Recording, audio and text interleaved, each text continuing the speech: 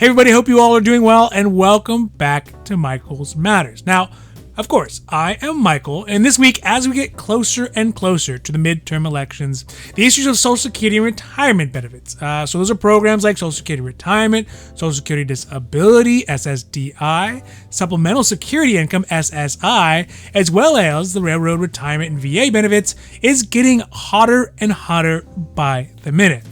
There are rampant accusations of Republicans trying to undermine the program, Democrats wastefully trying to strengthen it, and all around being underlined by this looming deadline within the next 10 years or so, when the program may start to run out of fiscal runway. So today, we are talking about the continuing role that Social Security and retirement programs are playing in the run-up to the midterm elections. We look at both sides of what they are allegedly trying to do, Democrats and Republicans, what changes they are touting, and to try to sort out what may actually happen to the 65 million plus Americans who are currently on the various Social Security programs moving forward. Now, this is Michael's Matters, and before we get to it, if you like these videos, if you find them interesting, you find them helpful, hey, you know what? You find them useful, please don't forget to like and subscribe. That way you can get updates when our newest and most informative videos become available. All right, now let's get down to it. Now, at this point in time, we are just a few weeks away from what will likely turn out to be a very interesting and possibly politically shifting midterm election.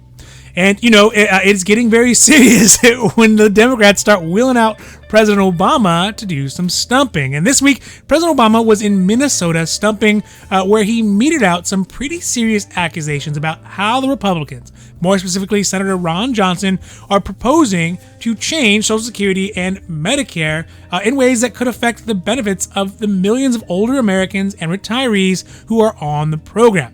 President Obama was claiming that Senator Johnson is hoping to raise the retirement age for Social Security all the way up to 70 years old. Now remember, right now, for most people, the full retirement age is at 67 years old, as well as potentially leaving both Social Security and Medicare up to reauthorizing votes every couple of years, essentially leaving the programs vulnerable to potential benefit cutting as well as meddling by the GOP.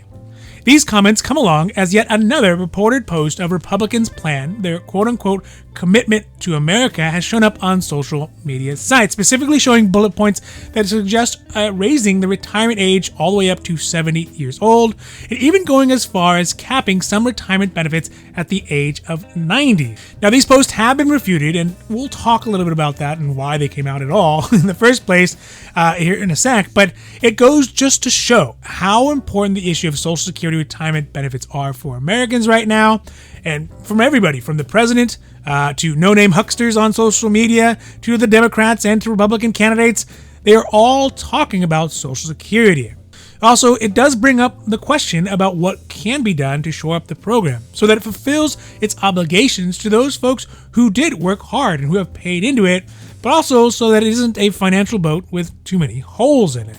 So from the GOP side, they're in a position where Republicans believe, and are backed by some historical election data, with a few exceptions, that it's probably likely that they're going to take back either the House or the Senate, or possibly even both, during this upcoming midterm election. Now, although President Biden will still be in power, holding one or two of these branches of government will be able to shift the balance of power as a whole onto the Republican side.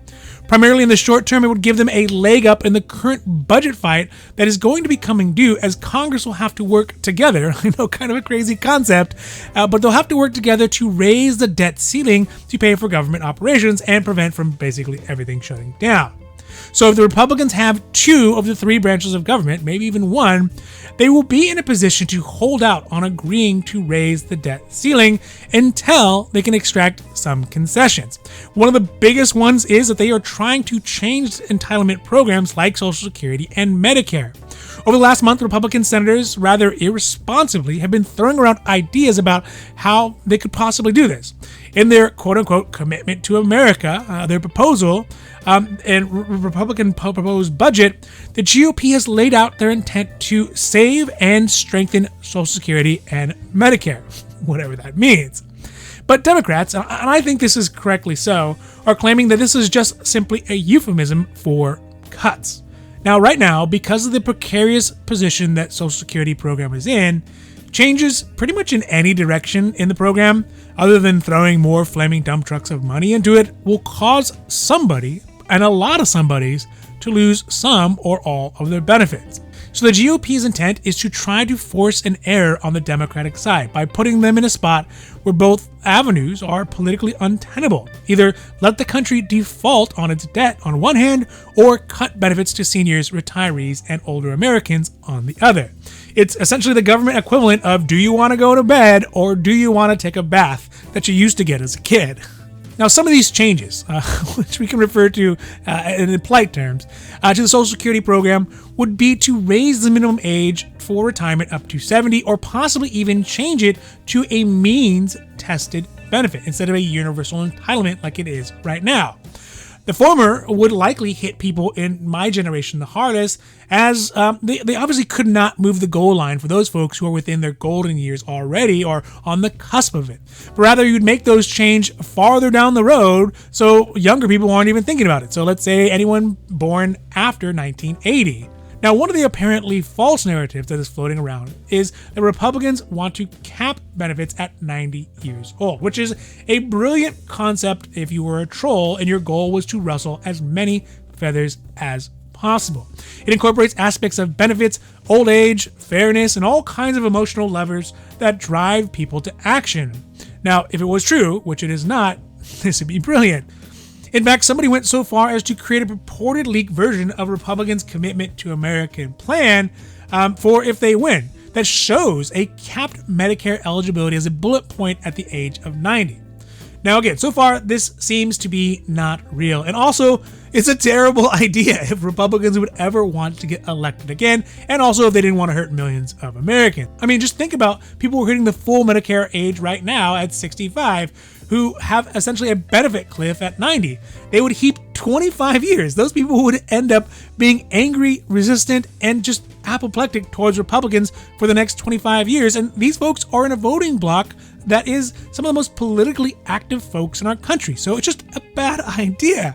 But at least according to PolitiFact, they rated it as pants on fire. So not true. But even the more true and less direct methods of being proposed by the GOP to change Medicare, Social Security, and retirement benefits would in fact leave more people either with less benefits or none at all. Then again, there is a big difference, if we think about it, between calling for big changes when you know that you cannot make them, like Republicans are in a situation right now, versus making those big changes when they or if they could actually do so. My bet is that everything will likely stay status quo, because if Republicans were to make those changes, the hypothetical losses in both constituencies would then become real losses, these ones that we're talking about right now, and it would put Republicans in the defensive political position for generations to come. It's just not good policy, and it's a bad idea.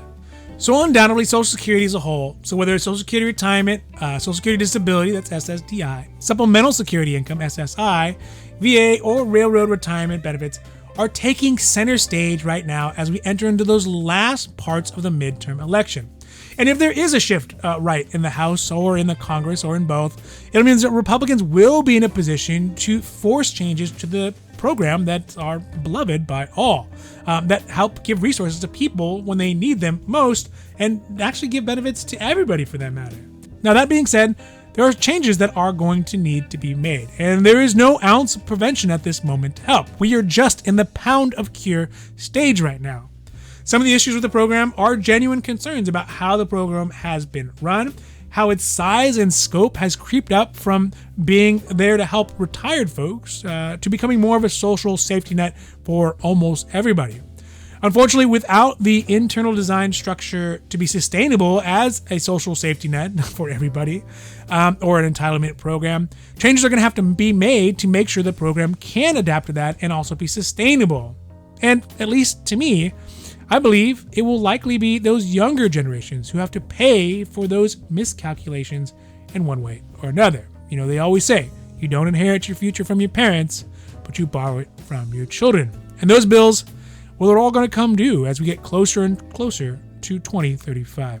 All right, so that's it for today, and I hope that you enjoy this video and found it interesting or helpful or at least useful. And if you did, please don't forget to like and subscribe. That way you can get updates when our newest videos come out. Now, for Michael's Matters, I'm Michael, hoping that you can take care of yourselves, take care of others, and have a happy, healthy